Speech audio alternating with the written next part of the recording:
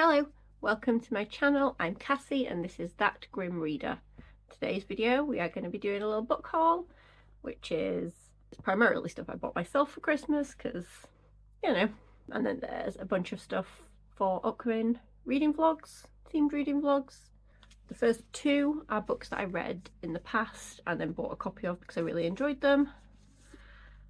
First is In an Absent Dream by Seanan McGuire. This is the fourth Wayward Children series. Wayward Children is about this group of kids who live in Eleanor West's home school, Eleanor West School for Wayward Children, because they found a door to a portal world which was perfect for them, and then they ended up coming back to the real world and they can't cope with life. They just want to go back to their perfect world, most of them.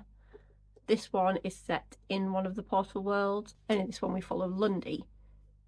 She goes to the Goblin Market, which I'm aware is an established thing that exists in stories, but I've never read anything about the Goblin Market before, and I adored this. It was 5 stars. So when I saw a copy for relatively cheap, I had to pick it up, because these are tiny little books, but they're like £18 each or something ridiculous, which I cannot justify, so I only own the first one and this one so far. I really need to buy number 8 because I love that too. Then we have A House with Good Bones by T. Kingfisher. This one is signed apparently. Quite pretty end papers too. Signed by T. Kingfisher. This one's about a girl called Sam who goes back to her family home. Her grandma used to live there and now her mum lives there. And when she goes back, things don't seem right because her mum had modernised the whole house since her grandma had died. But now everything's reverted back to exactly how it was when her grandma lived there, and her mum won't let Sam swear or speak ill of God, or sort of, she's very following the strict rules that her grandma had in place even though she's not around. And yeah, it gets weird at the end, but I found it really interesting. I enjoyed the characters, I enjoyed the weirdness. It was really good. Gave this about 4 stars, but it was really cheap and it was signed, and yeah, I am glad I own this. The next two are books that I bought before I read them, but I have since read them because I was so excited that I could not. First we have Bloom by Delilah S. Dawson. In this we follow Ro, who just got out of a relationship. She's moved to the countryside. She goes to the farmer's market one day and meets a girl called Ash who runs her own stall there, selling plants and cupcakes, and she makes and grows everything herself. She lives entirely off the grid. And Rose never had feelings for a girl before, but she finds herself really attracted to this girl, and there's a little sapphic relationship going on, but it's a horror-ish book, so you know, things aren't going to end great for everyone. But it's really interesting, it's really good. I wasn't surprised by the ending, but I loved it anyway. And yeah, and this made it to my best books of the year, even though I only read it like 3 or 4 weeks ago. So yeah, if you want to watch my best books video, it's up yonder somewhere. Yeah, definitely recommend this one. It's such a tiny little book. It was a great time. I loved it. And then the last one that I have read is Monstrilio, which also made it to my best books of the year. Bit of recency bias going on there maybe, but apart from January and maybe June or July, most of my year was just mediocre books. There were not many 5-star reads, so when I got 2 in December, they both just had to go on the list. Anyway, so this is Monstrilio. We follow a grieving mother whose son has just died, and she cuts a part of his lung out and puts it in a jar and starts to feed it so it will grow into, in theory, another boy. But maybe it's not a boy, maybe, I mean, there's this little guy on the cover, so that's a thing. Yeah, we follow 4 different perspectives. We follow the grieving mother, the grieving father, the best friend, and a 4th perspective. Really interesting, really great. I love a book that tackles grief. and this does that really well. And it was just weird and great. Oh, and it was by Gerardo, Samano, Cordova. Don't think I said that at the beginning, sorry. Yeah, amazing book. Strongly recommend it. Give it a go. Okay, everything else now is unread. We've got 3 just books, and then we have a load of short story collections, and then we have stuff for the themed reading vlogs. The first thing I bought, just because, was The Salt Grows Heavy by Cassandra Khaw. I did read that other one, Nothing But Blackened Teeth by Cassandra Khaw, and didn't care for it at all. I found it boring, tedious. Can barely remember it now. But this was like a £5 from Forbidden Planet, and it was signed, and it's got mermaids in it, and I'm in my mermaid era, so... Fleeing the downfall of an empire, a mermaid and her plague doctor companion escape into the eerie shadows of a wintry forest. Amongst the bark and snow they are drawn into ancient games for ageless children, a murderous hunt of blood and sacrifice, deep in the woods where 3 who call themselves saints rule over them all like gods. Trapped in a feverish nightmare of masked monsters, stitches and surgeons, and needle teeth, the mermaid must embrace all of her cruelty and hungers to free the children. Yeah, I've heard pretty bad things about this, but it was cheap. And I like the cover, and again, got a mermaid in it. And I love plague doctors too, so I should love it, but we'll see. If I don't, I'm going to give up on the author, I think. Next we have Penance by Eliza Clark. I adored boy parts when I read it last year or the year before, so I've been meaning to pick this up. It was £7.50 in the hardback sale, so had to. Not entirely sure what it's about, so let's have a look. Nearly a decade after the horrifying murder of 16-year-old Joan Wilson in a seaside town, journalist Alex Z. Corelli has written the definitive account of the crime. A dizzying feat of investigative mastery, Corelli's book is built on hours of interviews with witnesses and family members, painstaking historical research, and most notably, correspondence with the killers themselves. The result is a riveting snapshot of lives rocked by tragedy and a town left in turmoil. The only question is, how much of this story is true? Okay. I mean, that's not really giving me much, but I'm intrigued. It's Eliza Clark, so I'm giving her a chance. It's surely going to be good. Then, Bookshops and Bonedust by Travis Baldree. I was shocked that I loved Legends and Lattes when I read it. Again, last year or the year before? Year before. 2022. I think it made it onto my best of 2022 list. And yeah, cozy fantasy. Apparently that is a thing that I enjoy, despite not really liking fantasy generally. And this is a prequel. We follow Viv, again, the orc, and this is back when she was still a mercenary or whatever, and she got injured, so she's left in this little town to recuperate, and there's a bookshop and probably friends and fun stuff, I don't really know. Set 20 years before Legends and Lattes, that's what the blurb gave me. I just skimmed it because I don't really necessarily want to know too much. There's probably very little plot, but I'm in it for the vibes. I hope it makes me feel as warm and fuzzy inside as the first one did, but we'll see. Okay, now we're on to the short story collections, of which I have five short story collections. First is Bad Dolls by Rachel Harrison. The only thing I've read by the author so far is Cackle, which was fine. I quite enjoyed it. This one has 4 stories in it. An indecisive young woman finds a mysterious magic 8-ball that might just have the answers she's been looking for, or might lead her down a path of self-destruction. A bridesmaid attends her childhood best friend's bachelorette weekend, only to discover the itinerary may demand more than she's willing to sacrifice. An unusually brutal dieting app wreaks havoc on the life of a timid, insecure woman preparing to attend her ex's wedding. After the death of her younger sister, a wayward young woman comes into possession of a strange porcelain doll that could offer a connection to her lost sister, but could also just be pure evil. All 4 of those sound great. I really want to read this. I have been meaning to, but it's not quite January yet, and I am worried I don't want to read any more books that should have been on my top 10 list of this year, so I'm just not reading anything that I think I'm going to absolutely adore. Then we have The Trees Grew Because I Bled There by Eric LaRocca. This one's also signed by the author. Got this from Forbidden Planet as well. It was pretty cheap. The only thing I've read from this author is Things Have Gotten Worse Since We Last Spoke and Other Misfortunes. I really enjoyed the Things Have Gotten Worse part of that, the other misfortunes I remember nothing about. I found them boring at the time, and now they have left my brain. 8 stories of dark fiction from a master storyteller, exploring the shadow side of love. These are tales of grief, obsession, control. Intricate examinations of trauma and tragedy in raw poetic prose. A woman imagines horrific scenarios whilst caring for her infant niece. Online posts chronicle a cancer diagnosis. A couple in the park with their small child encounter a stranger with horrific consequences. The toxic relationship reaches a terrifying resolution. So yeah, like, they sound fine. They sound interesting. Hopefully I will really enjoy this.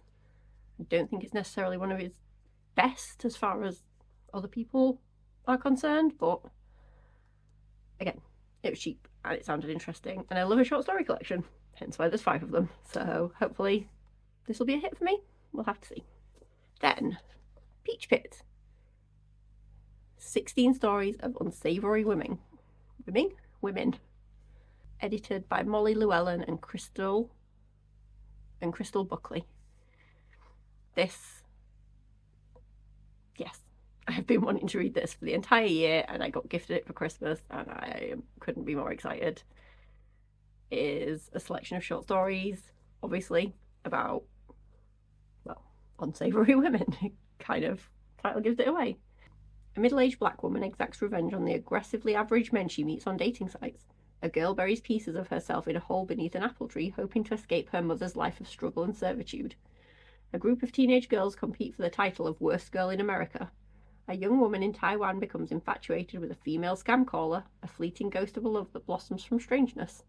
And a wealthy woman goes to unconventional and perhaps not entirely ethical lengths to find her dream man. In these 16 stories, we see women at their most monstrous, as con artists and murderers, cutthroats and scalpers, ruled by ambition and grief and spite. Characters for those tired of being told to play nice.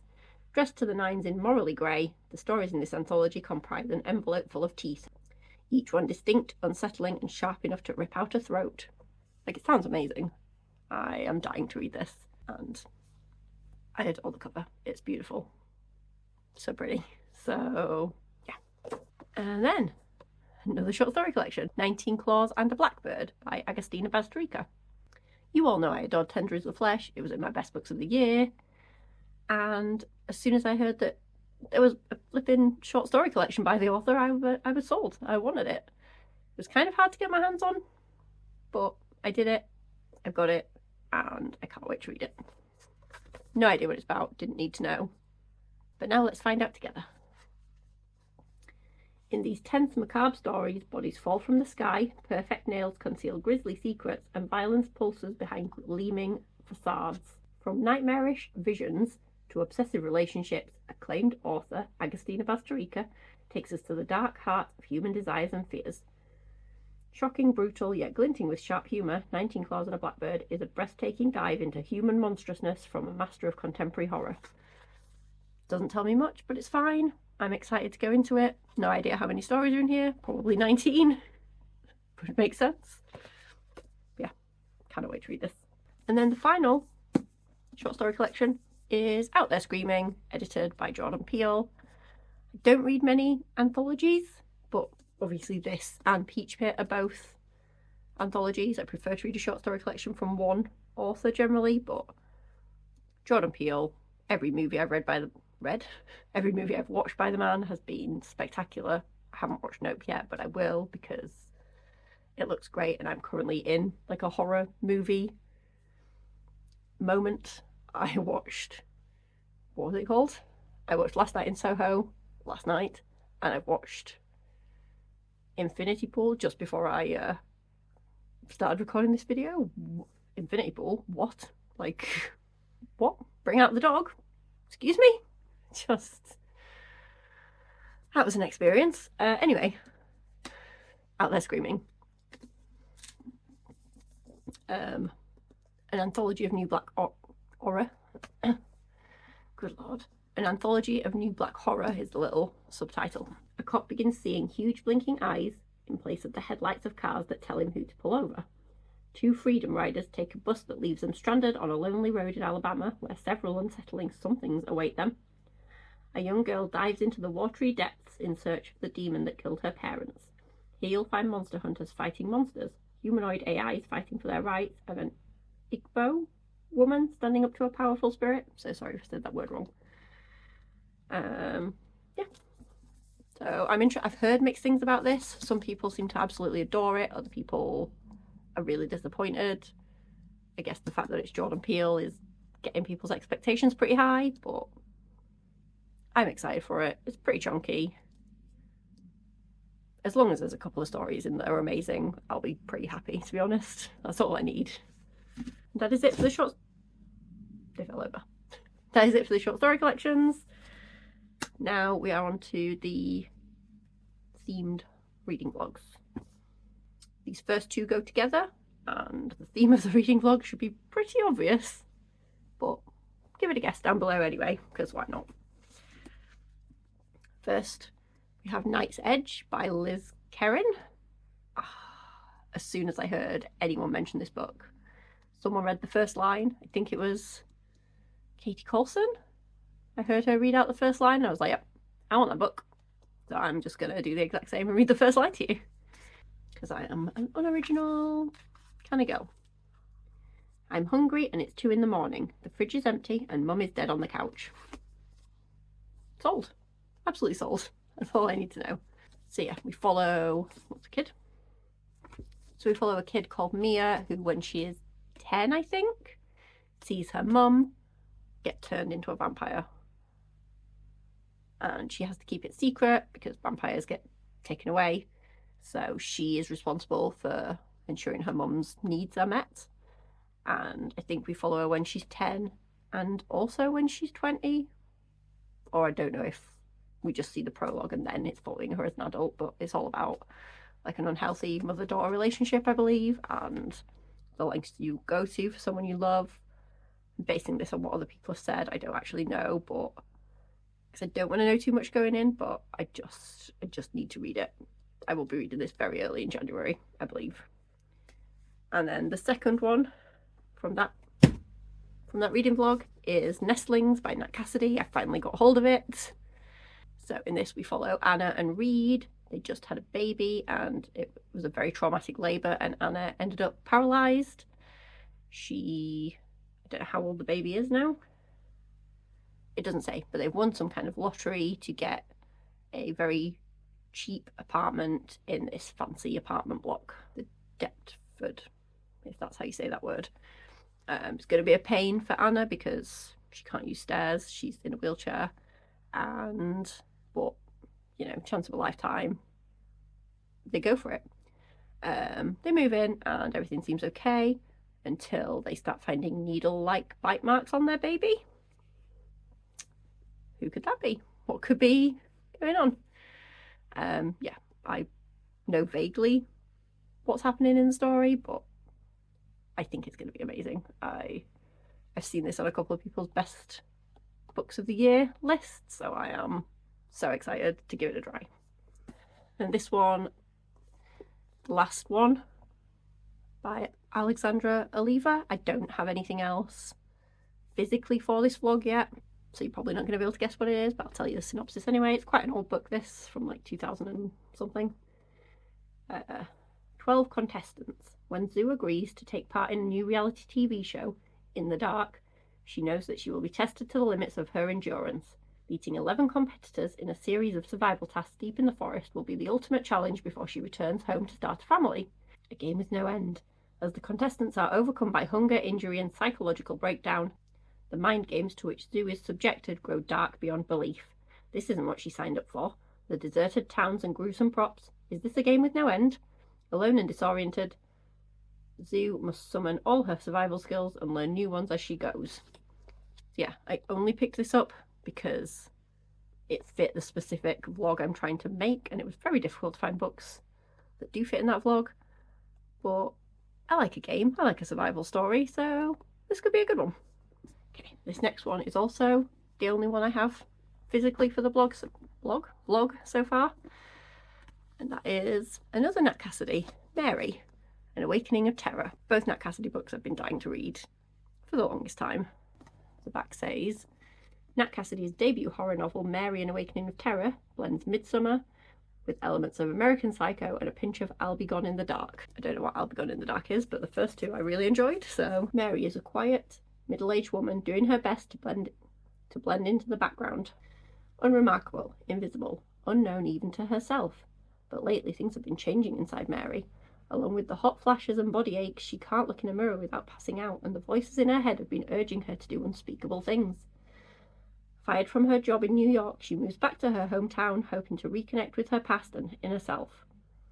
Instead, visions of terrifying, mutilated spectres overwhelm her with increasing regularity, and she begins auto-writing strange thoughts and phrases. Mary discovers that these experiences are echoes of an infamous serial killer. Then the killings begin again. Mary's definitely going to find herself. Yeah, just sounds interesting. I love the cover with the creepy hand coming out of the bath. Reminds me of whatever the film is with the creepy hand. It feels like Nightmare Before Christmas. Nightmare on Elm Street. Is it one of those? I think it is. With the yeah, I enjoy that shot from whatever movie it was, and yeah, I'm excited to get to it. And then these last three are all for the same vlog, which is currently in progress. I've already read 2 books for it, but they were audiobooks. And I'm currently reading Suddenly a Murder by Lauren Munoz. This is a group of high school students who have just graduated, and they've gone off to this fancy manor house on an island, and they're having a 1920s themed party or week or something, and someone gets murdered and they've got to figure out what's going on. It's YA. It sounds kind of fun. I wouldn't have picked it up if it wasn't for the vlog, but I'm vaguely hopeful it'll be a fun time. I'm literally only the tiniest amount in, like 25 pages or something. Yeah, hopefully it'll be fun. These other two I also definitely would not have picked up if it wasn't for this vlog. Northwards by Daniel Mason. 4 centuries, a single house deep in the woods of New England. A young Puritan couple on the run. An English soldier with a fantastic vision. Inseparable twin sisters. A lovelorn painter and a lusty beetle. Lusty Beetle? Just almost like choking a Lusty Beetle. A desperate mother and her haunted son. A ruthless conman and a stalking panther. Buried secrets, madness, dreams and hope. All are connected. This dark, raucous, beautiful past is very much alive. Exhilarating, daring and playful, Northwards will change the way you see the world.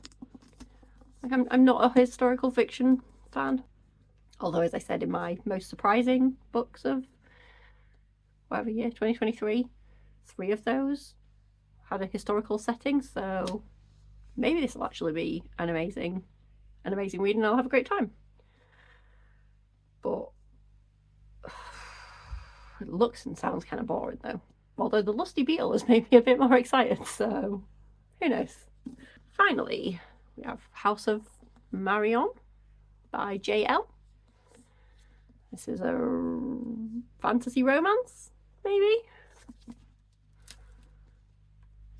Or is it YA fantasy? I don't know. It's some kind of fantasy. Jesus, I hate fantasy names. Marionne has lived her entire life on the run in order to hide the deadly magic that flows through her veins. She was born cursed with Tushana, a perilous dark magic, and the sentence for having it, death.